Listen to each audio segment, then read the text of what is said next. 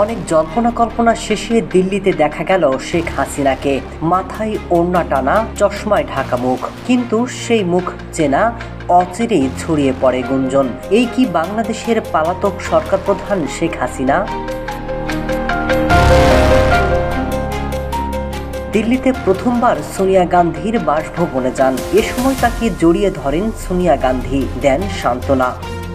এ সময় উপস্থিত ছিলেন প্রিয়াঙ্কা গান্ধী এবং রাহুল গান্ধী। তারাও শেখ হাসিনার সাথে কুশল বিনিময় করেন।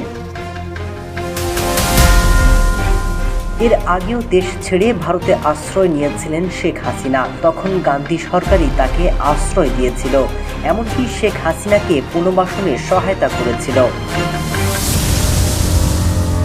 গেল বছরের 5 আগস্ট ছাত্র জনতার অভ্যুত্থানের মাধ্যমে ক্ষমতাচ্যুত হয়ে দেশ ত্যাগ করে ভারতে আশ্রয় নেন সাবেক প্রধানমন্ত্রী এবং আওয়ামী লীগের সভানেত্রী শেখ হাসিনা।